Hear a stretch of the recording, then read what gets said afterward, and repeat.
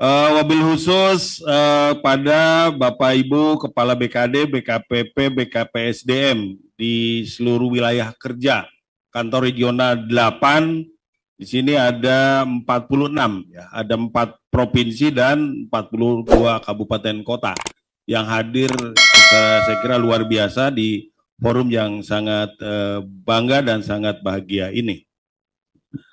Pertama, mohon izin Pak Suryo, Pak Fernando, Pak Hasan, ada beberapa hal yang tadi sudah dikupas tuntas saya kira oleh Pak Suryo, oleh Pak Fernando sama Pak Hasan. Saya ke bagian ujung, tapi yang ujung juga insya Allah bisa memberikan manfaat kepada kita semua dalam rangka tugas kita adalah melakukan pengelolaan manajemen aparatur negara dari waktu ke waktu secara baik dan profesional. Tentunya tadi Pak Kepala menyampaikan terkait dengan seleksi gitu ya, terkait dengan pemetaan potensi dan kompetensi, dan tadi Pak Sony juga menyampaikan persiapan untuk pemetaan potensi dan kompetensi untuk daerah penyangga, Pak Sony ya, yang akan kita kebut terus. Saya kira kebetulan saya juga dapat amanah dari Pak Kepala selaku PLH Kapus Penkom sampai bulan Juli ya, Juli 23, sehingga nanti bagaimana kita mendorong untuk pelaksanaan CACT di daerah penyangga bisa berjalan dengan baik dan lancar. Ini berapa lama nih? Saya takutnya kelamaan. 15 menit, baik, lanjut. Oh belum ya? Bapak Ibu semua yang saya hormati, saya banggakan, saya kira sebetulnya ada 40 slide, tapi ada beberapa hal saja yang akan kita sampaikan. Mohon izin PPT-nya. Oh, ongoing. Baik, pada beberapa waktu yang lalu, saya kira ini penting karena kebetulan saya di unit kedeputian Sinka, di mana salah satu fungsinya adalah Direktorat Pengelolaan Data dan Penyajian Informasi dari UD, kata Pak Sony, UD, ujung-ujungnya data. Suka atau tidak suka, mau atau tidak mau, harus berhubungan dengan saya. Jadi data, dan data. Kebetulan ada di dalam amanahnya yaitu PRBKN 101.4 dan .5 terkait dengan wali data dan produsen data. Ini penting dan Pak Presiden sendiri pernah menyampaikan bahwa pada tanggal 27 Mei tentang pentingnya data, bahwa di Republik yang kita cintai ada 27.000 aplikasi yang ada di Indonesia, itu berjalan sendiri-sendiri. Tidak bisa ngomong gitu antara satu dengan yang lainnya. Saya kira di Wilker, Kanrek Regional 8, ini menjadi PR tersendiri Pak Sony, untuk bagaimana terjadi interoperabilitas data antara satu sistem dengan sistem yang lain saling terhubung, terutama terkait dengan pengelolaan manajemen ASN. Dan yang kedua, kita telah diluncurkan oleh Pak Presiden yaitu Next terkait dengan INA Digital, bahwa platform ke depan terkait dengan RPP manajemen ASN itu wajib, bahwa satu sistem dengan sistem yang lain itu terhubung melalui platform digital, di mana di situ disebut layanan administrasi pemerintahan, di mana di dalamnya adalah layanan administrasi aparatur sipil negara. Next. Tadi disebut terkait dengan wali data, saya kira Bapak Ibu adalah sebagai kolaborator data dan mohon dukungannya bagaimana terkait dengan data-data yang dikelola oleh Bapak Ibu menjadi tanggung jawab Bapak Ibu semua dan termasuk ASN-nya itu sendiri. Di dalam RPP manajemen ASN, kebetulan saya satu anggotanya, di situ bahwa terkait dengan validitas data, akurasi data menjadi tanggung jawab seluruh PPK dan ASN-nya itu sendiri.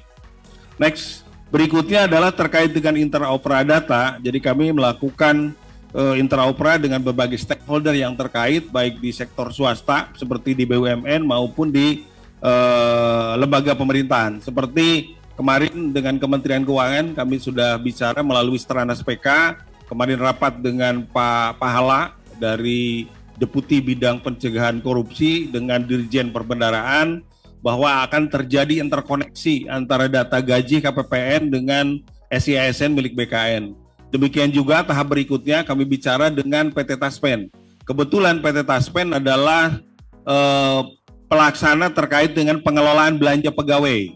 Jadi kami sudah bicara juga dan dimotori oleh KPK bahwa terjadi interopera data antara sistem yang ada di Taspen sisa 17 kabupaten kota yang belum menggunakan aplikasi Taspen, ini kita dorong, dan sisanya akan terjadi interoperadata antara sistem gaji yang ada di PT Taspen dengan SCASN. Ini penting untuk bagaimana supaya proses terkait dengan pengelolaan belanja pegawai itu jauh dari unsur-unsur koruptif yang dimana terjadi beberapa temuan yang ditimbulkan dari hasil pemeriksaan BPK. Saya kira terjadi hal demikian. Berikutnya adalah data yang dikelola Next kami di PDPIK, ada data seleksi, ada data non-ASN yang fokus pada pembahasan hari ini, Bu Ria ya. Data seleksinya itu ada pelamar, ada data seleksi, itu kurang lebih tiap tahun ada 3,5 juta. Dan diprediksi untuk tahun ini kebutuhan formasi sepanjang sejarah itu untuk CPNS-nya diprediksi sampai dengan 5 juta.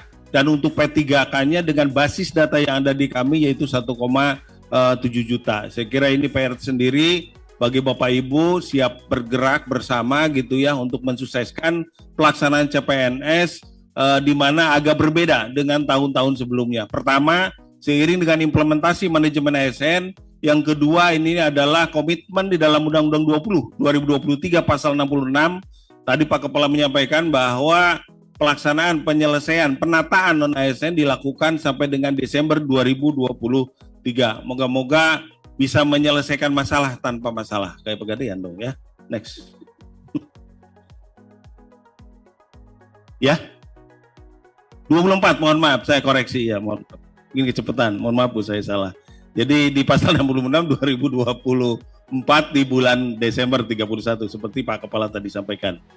Berikutnya arah kebijakannya, tadi Pak Surya sudah menyampaikan terkait dengan tenaga guru, tenaga kesehatan, tenaga non-ASN penataannya, kemudian dengan rekrutmen terkait dengan tenaga talenta baru untuk fresh graduate, dan artinya bahwa untuk rekrutmen ini formasi yang berdampak, pekerjaan yang berdampak terkait dengan transformasi digital ini automatically akan mengurangi pekerjaan atau formasi-formasi yang berdampak terhadap platform atau transformasi digital yang berada di seluruh unit kerja.